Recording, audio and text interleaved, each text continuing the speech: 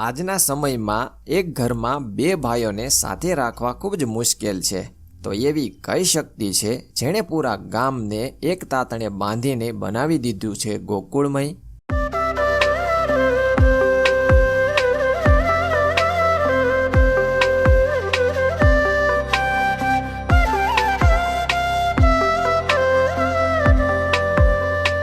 કહેવાય છે કે આ ગામમાં ગુજરાતમાં સૌથી મોટી જન્માષ્ટમી નિમિત્તે ભગવાન શ્રી કૃષ્ણની શોભાયાત્રા નીકળે છે અને આ શોભાયાત્રા જેમણે નથી જોઈ એમણે પોતાના જીવનમાં કંઈ નથી જોયું. શું ખરેખર?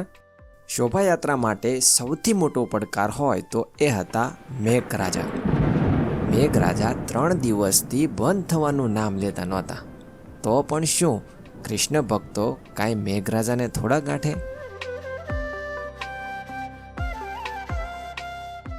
ભગવાન શ્રી કૃષ્ણના રથની પૂજા કરીને ગુજરાતની સૌથી મોટી ગણાતી યાત્રાની શરૂઆત કરવામાં આવી. આવું હું નથી કહેતો, લોકો કહે છે. સત્રાની શોભાયાત્રા છે એ નંબર 1 હોય છે. તળાજા હોય, મહુવા હોય, રાજુલા હોય, ઉના હોય, સોમનાથ હોય, દ્વારકા હોય, પણ આવી શોભાયાત્રા કોઈ જગ્યાએ મેં જોઈ નથી. હું 5 વર્ષથી આ શોભાયાત્રામાં આવું છું. બહુ ખુશી થાય છે. અને અમદાવાદ, બરોડા, રાજકોટ, સુરત બધે પ્રોગ્રામ મળે છે.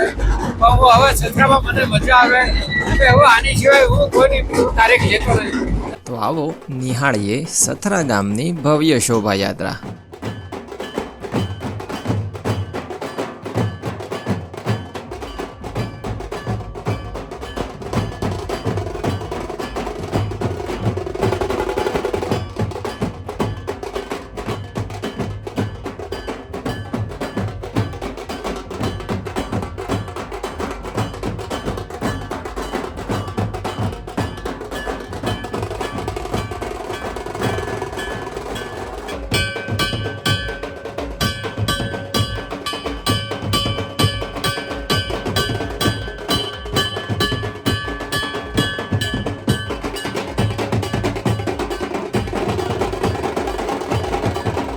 છોટા ભીમ, મોટું પતલું ની જોડી આપણી સાથે છે.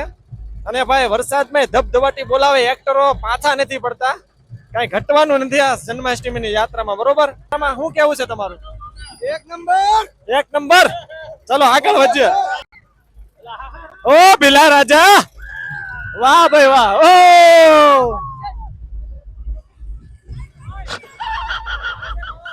ઓ લેતો આવું માવો માવો.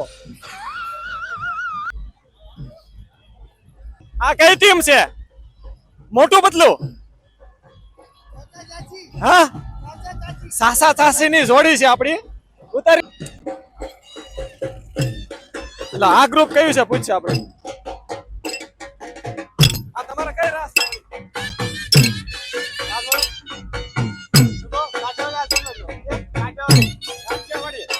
ચલો આપણી સાથે કાઠિયાવાડી રાસ મંડળી છે, તો શરૂ થઈ જાઓ.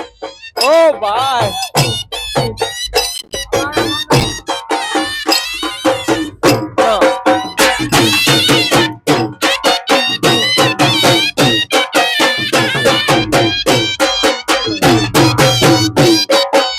કાઠિયાવાડી રાસ મંડળી. ચલો આપણી સાથે છે ગજ મહારાજ. તો ગજ મહારાજ ના દર્શન કરી લઈએ. પાલીતાણા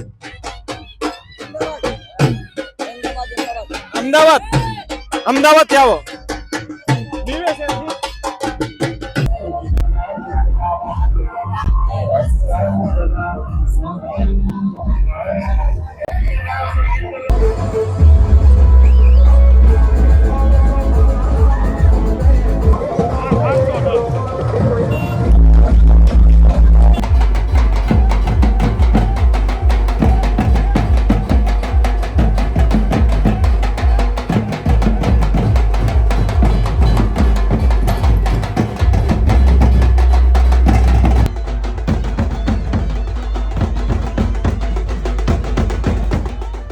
આ સિવાય આ રથયાત્રામાં વિવિધ વેશભૂષાઓ જેમ કે રામ, લક્ષ્મણ, જાનકી, હનુમાનજી, રામદેવજી, વીરમદેવજી, ઝાંસી કી રાણી, ભાથીજી મહારાજ અને અનેકવિધ વેશભૂષાઓ અને ગોવાળિયાઓના પણ દર્શન થયા.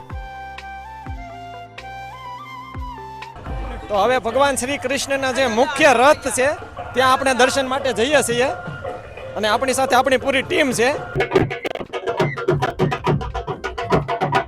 પંજાબી ગ્રુપ અને અરસપરસ ભગવાન શ્રી કૃષ્ણના રથની પહેરીઓ ભરે છે અને આપણે દર્શન કરી લઈએ. ચાલો ભગવાન શ્રી કૃષ્ણના.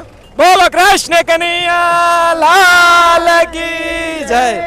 સંપૂર્ણ ભગવાન શ્રી કૃષ્ણની જે શોભાયાત્રા છે તેના દર્શન કરતા કરતા અત્યારે રથમાં પહોંચી ગયા છીએ. તો રથમાં તમે ભગવાન શ્રી કૃષ્ણના દર્શન કરી લો. આપણી સાથે છે બળુ ભગત. શું કહેશો બળુ ભગત? આવી આપણા ગુજરાતના ગામડાઓમાં ક્યાંય હશે શોભાયાત્રા? નહીં, ગુજરાતના ગામડાઓમાં પ્રથમ નંબર નહીં. આપણી આ શોભાયાત્રા સથરા ગામની ગણાય છે અને આપણી આ શોભાયાત્રા 29મી જન્મ મહોત્સવ આપણે ઉજવી રહ્યા છીએ. સૌ સાથે મળી અને હળી મળી અને સૌ આખું ગામ અને આજુબાજુના ગામ પણ આ શોભાયાત્રાને નિહાળવા માટે આવી રહ્યા છે મિત્રો. તો જરૂર તમે પણ એકવાર આઠમના દિવસે અમારા સથરા ગામની અંદર આવો મિત્રો, તમને પણ મજા આવશે. અને હમણાં વરસાદ શરૂ છે એટલે થોડુંક આ ભગવાન શ્રી કૃષ્ણના આશીર્વાદ નહીં તો હું ભલા માણા. વરસાદ સતત 3 દિવસના શરૂ છે, પણ ગમે એવી એક્ટરો લઈ લો, આયોજકો લઈ લો, ગામના નાગરિક લઈ લો, ભાઈઓ બહેનો, એકે પાછું પડવાનું નામ લેતા નથી. બરોબર, ગમે એટલો વરસાદ આવે પણ જોવો એક્ટરોના મેકઅપ ધોવાઈ ગયા, પણ યાત્રાનો જે છે એ રથ સતત અટકતો નથી. તો આવી જ એક અતિ ભવ્ય શોભાયાત્રા છે. ભગવાનની પ્રસાદી બધાને વિતરણ થઈ રહી છે.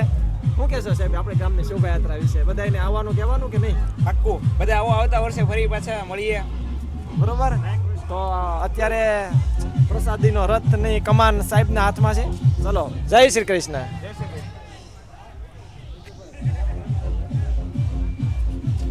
સથરા ગામની જે ગુજરાતની સૌથી મોટામાં મોટી ગામડાઓમાં થતી જન્માષ્ટમીની શોભાયાત્રા એ તમે વર્ચ્યુઅલી નિહાળી રહ્યા છો અને આ શોભાયાત્રાના પ્રણેતા યોગેશભાઈ દવેની સાથે છે. તો એ થોડીક આ શોભાયાત્રા વિશે માહિતી આપશે, તો જણાવો. આપણે 1996 થી આ શોભાયાત્રાની આપણે શરૂઆત કરેલી અને ધીરે ધીરે ગામના હરેક જ્ઞાતિ સમાજના સહયોગથી આજે ગુજરાતની અંદર પ્રથમ નંબર અમને મળતો હોય તો એ અમારા ગામ પરિવાર સથરાનો છે કે જે સૌ યુવાન મિત્રો, વડીલો, મારી માતાઓ અને તમામ નાના નાના બાળકોનો આની અંદર સાથ અને સહકાર રહેલો છે. આથી આવું સુંદર અને સરસ મજાનું કાર્ય કરી શકું છે. જય દ્વારકાધીશ, રાધે. અને આ શોભાયાત્રામાં તમે ગુજરાત ગવર્મેન્ટના જે મોટા મોટા ફંક્શન થાય છે એમાં જે આર્ટિસ્ટો, જુનિયર આર્ટિસ્ટો અને કલાકારો નિહાળ્યા છે એ બધા જ અહીંયા સથરામાં આવે છે. તો બસ અમારા માટે ગર્વની વાત છે કે અમારા ગામમાં, ગુજરાતમાં કંઈક કહેવાતી શોભાયાત્રા છે જે અમે નિહાળી રહ્યા છીએ અમારા ઘર આંગણે. તમે આ શોભાયાત્રામાં નથી તો તમારા જીવનમાં એક લાવો તમે ચૂકી રહ્યા છો. તો આ વર્ષે ભલે તમે ચૂકી ગયા, આવતા વર્ષે અમારા ગામની શોભાયાત્રા જોવાનું ચૂકશો નહીં. તળાજા તાલુકાનું સથરા ગામ, જિલ્લો છે ભાવનગર. તો ભગવાન શ્રી કૃષ્ણની જય બોલાવી દઈએ. અને એક કહેવાની વાત રહી ગયું કે આપણે ઘરમાં બે ભાઈઓ બી એક સાથે નથી રહેતા, તો આ તો આખું ગામ એક તાતરે બંધાયેલું રહે. તો આમાં ભગવાન શ્રી કૃષ્ણના 4 હાથ તમારી માથે હોય તો જ આ શક્ય છે, બાકી આ શક્ય નથી. આ સંપૂર્ણ રથયાત્રાના દર્શન કર્યા પછી મને પહેલા સવાલનો જવાબ મળ્યો કે ખરેખર આ પૂરા ગામને એક તાતણે જો બાંધીને રાખ્યું હોય તો એ અખિલ બ્રહ્માંડના માલિક ભગવાન શ્રી કૃષ્ણ જ છે. જો એ હોય તો જ આ શક્ય છે, અન્યથા શક્ય નથી. જો આ વિડીયો તમને ગમ્યો હોય તો વિડીયોને લાઇક, શેર, ચેનલને સબસ્ક્રાઈબ અને ફેસબુક પેજને ફોલો કરવાનું ભૂલશો નહીં. ફરી મળશું આવા જ નવા વિડીયો સાથે. ત્યાં સુધી રજા આપશો. જય જય ગરવી ગુજરાત.